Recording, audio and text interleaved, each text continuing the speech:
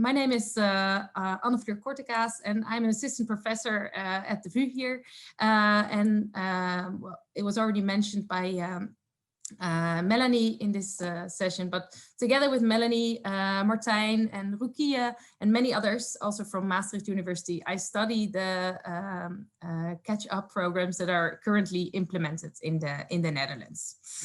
This is an ongoing study, and I will tell you a little bit about what we've done so far, but mostly I will tell you about what the schools are doing at the moment and how we are going to study that further.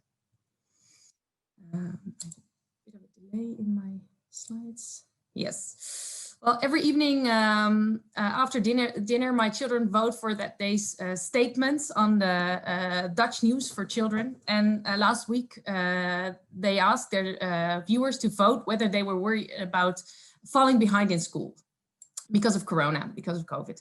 Almost 10,000 children voted that day, and 55% indicated that they were worried. So this is because so far we only read about schools being worried, parents being worried, but this shows that also the children are worried. And from the results presented by Mark and also other studies, we know that children are falling behind, and especially those from less educated homes. In the summer of 2020, the Dutch government decided to stimulate schools to develop or buy in catch-up programs to repair or minimize learning loss for their students. In the Netherlands, we have a decentralized school system with a high level of school autonomy. And the government organized this funding in 3 waves, originally in 3 waves. There were only 2 rules. The programs had to target students with learning loss, identified by the schools themselves, and the program had to be outside of regular lessons. Initially, 3 waves were planned, one in July, one in October, and one by the end of the year. But in reality, the available budget was exceeded after the 2nd wave for primary and secondary schools, and there was no 3rd wave. And there was, in contrast to the original plan, no lottery. So all schools that applied for this funding received the amount of money they applied for. Schools could apply for an amount for 900 euros per student, with a maximum of 10 to 20% of students in the school, and that depended on the socioeconomic status index of the school. 102 million euros was available for primary schools, about half for secondary schools, and a little bit over 2 million for vocational education and training. In total, more than half of all primary schools in the Netherlands applied for funding. In the first wave in July, 1,100 schools primary schools applied, and 350 secondary schools applied. And in addition to that, in the 2nd wave, almost 3,500 primary schools applied, and almost 400 secondary schools. This also shows, and we see it also in the applications, that many schools applied more than once. The average amount applied for per primary school was 25,000 euros, and the amount for secondary schools was much higher, but the average number of participants in secondary schools was also 5 times higher. With the current study that we're doing with the Learn Research Institute and also ROA from Maastricht University, aims at showing which programs schools are implementing at the moment, how effective these programs are and under which conditions. And therefore we want to also deduce the theory of change behind these programs. At the moment, we have the results from the application texts from the 2nd wave. And that's almost 1,200 primary schools. Well, in total, over 3,000 schools applied, but we analyzed the text of almost 1,200 schools and all secondary schools. And at the moment, we are doing follow-up interviews to find out more about the programs, but especially about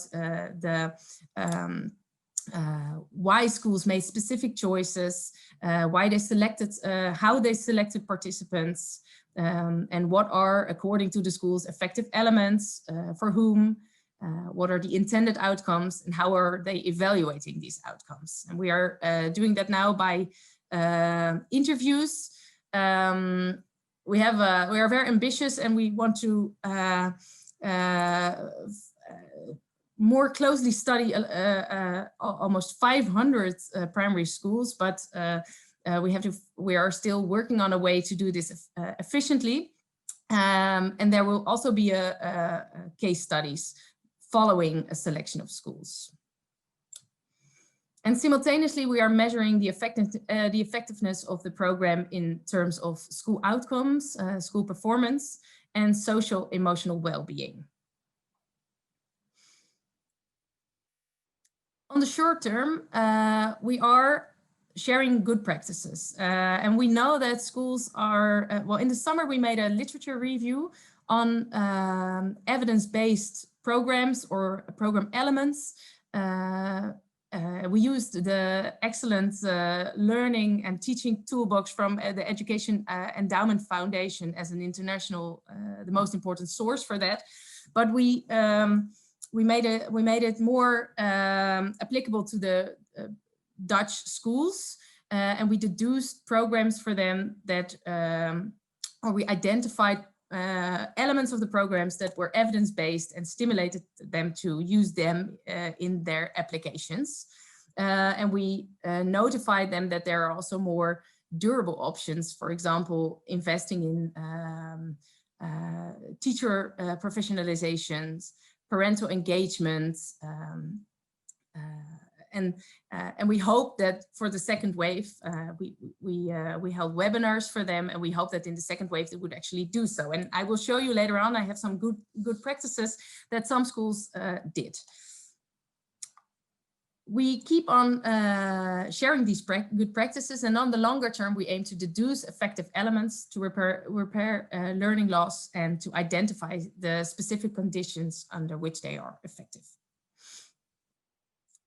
I have I've made an overview of the intended outcomes of these programs that schools are mentioning in their applications. As you can see, there's a lot of variation between schools in intended outcomes, but we also see a lot of variation in, for example, organization, whether schools are buying in, whether they are hiring external staff. As you can see here at the bottom is that most programs offer extra lessons in reading, writing, mathematics during or after school, online or in class. As you can also see here is that many schools, almost 300, indicated that they wanted to improve social emotional well-being of their students.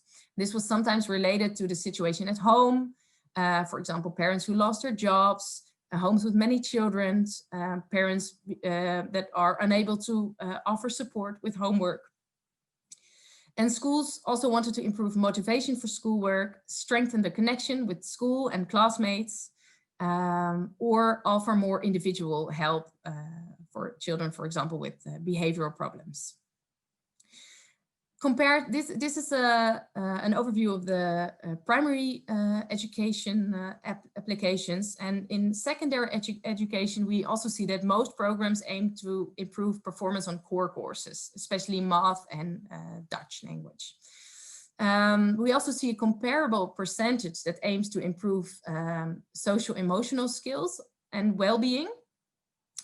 And also in secondary education, we see that almost half of the schools aims at improving study skills and self-regulation to allow their students to, for example, now during the second school closures, to study more efficiently by themselves from home.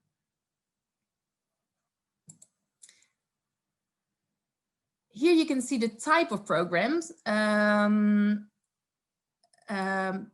Many schools, or almost all schools organized different types of programs for different groups of students. They were very ambitious. We might think that they're a little bit over ambitious because they want to offer help for all students. So most of the time they describe 3 or 4 or 2 interventions and all for different student groups. Most of the time they say that they will offer additional support. In the next slide, I will specify this a bit more, during or after school. It was a restriction from the funding that it could not be at the same time that the teacher was actually teaching. So what they wanted to make sure that children were not taken out of the regular lessons. However, schools can organize extra support during school hours. For example, when children are working by themselves and then smaller groups are made and teacher assistants help individual students within the classroom.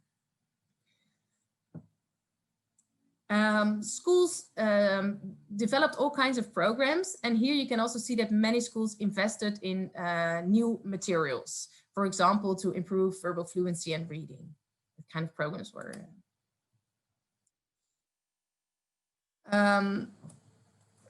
I already mentioned it before, but the additional support offered by schools was mostly during or after school, most of the time by teachers, teaching assistants, remedial teachers, and it had all kinds. They described all kinds of support: pre-teaching, remedial teaching, homework support, mostly from external homework bureaus,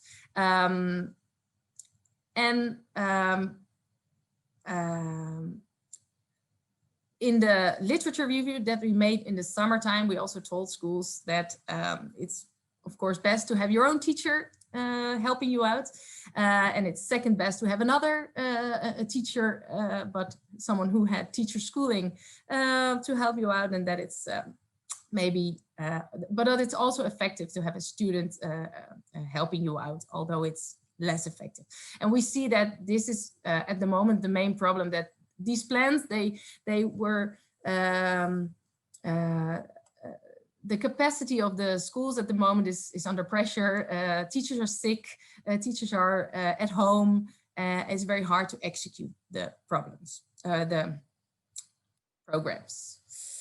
I want to give you some examples of good practices, and to introduce the first one, which is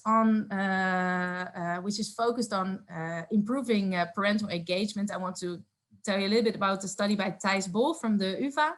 Thijs Bol did a study where he did a questionnaire that was completed by approximately 800 parents from over 1,200 children, and it became clear that all parents, and you can see it on the right side of the slide, agree that it's important to keep up with your schoolwork, but that many parents feel incapable to help their child with schoolwork, especially parents with lower education.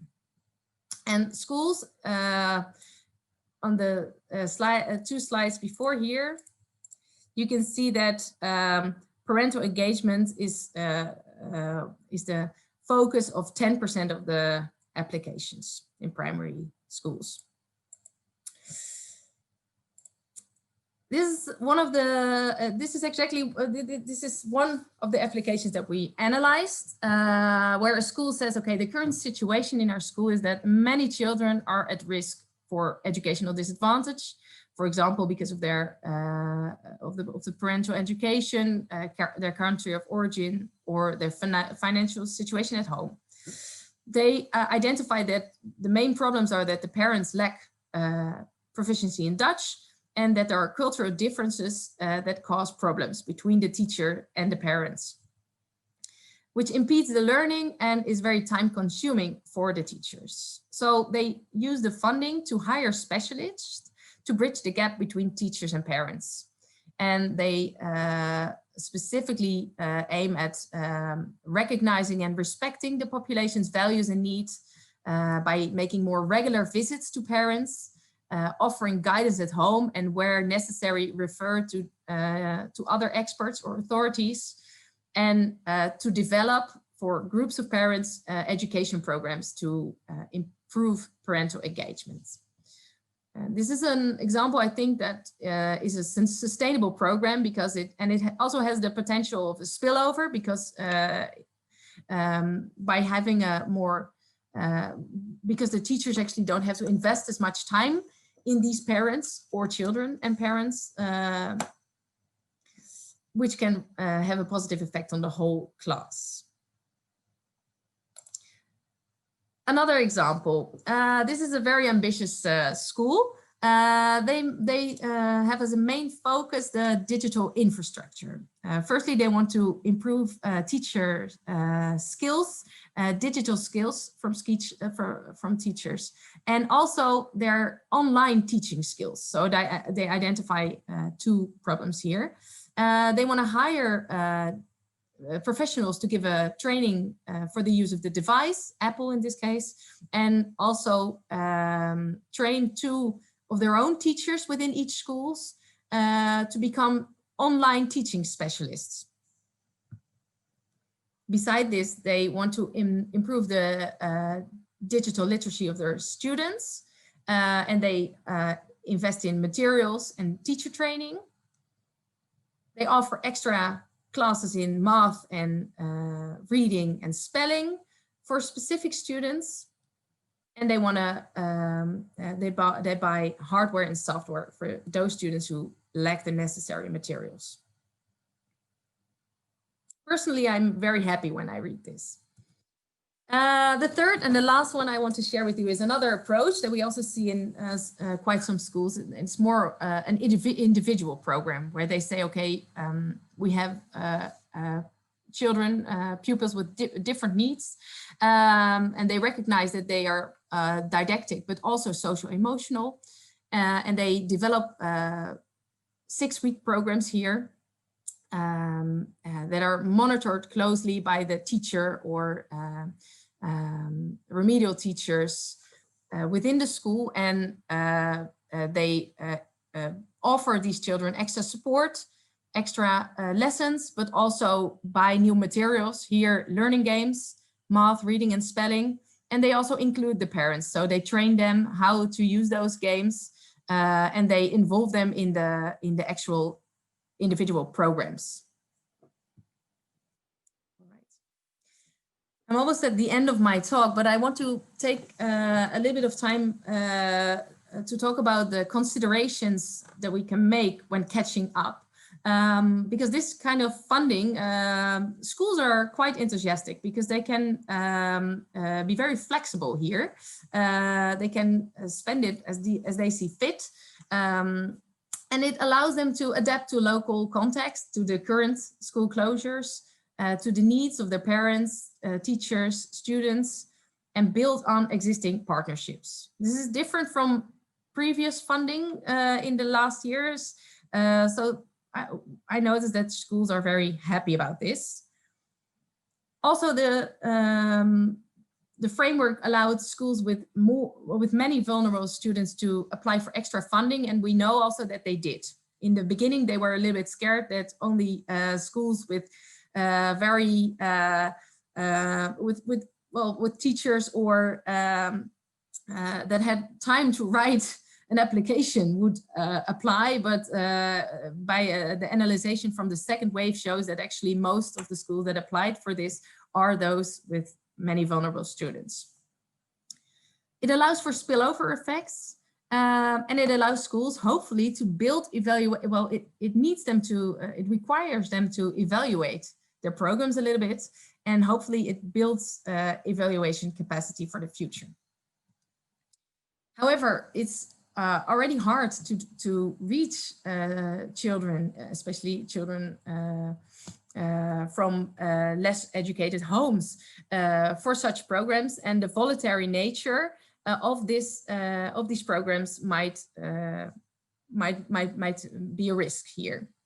We also see that a lot of schools are setting up new programs, so there is a lot of reinventing the wheel here. The main problem is the lack of capacity, resulting in much contracting out, and that calls for the question whether the quality is still as high as you would want. It's difficult to measure the effects of such small interventions. They're trying to do a lot here. This is also the last point, the overreaching point. They're trying to reach all students. And it's difficult to do so, and also difficult to evaluate, we think, because there's also students who are in different programs at the same time within one school and one class. Well, at the moment, schools are closed again, but the good point is maybe because of this type of funding, schools were encouraged to identify students who have who need additional support, and they have hopefully already invested in teacher trainings, online materials, hardware, so that this time it will be better than in March. Our next step for this study are to deduce the theory of change that schools have underlying these programs, and to measure the effect of these programs quantitatively by comparing students' outcomes to performance of similar peers in the past years, a little bit like Mark did, and by measuring socio-emotional development and well-being before and after programs, which is a hard thing to do at the moment because schools are closed again, and to monitor in the future or in the upcoming years, to monitor these students over time, for example, when they make a transition from primary to secondary education, to see if there is a reason to believe that this is a special generation of students with different routes in education and after. Thank you for your time. If you want more information, have a look at the website, and also thanks to all my colleagues here.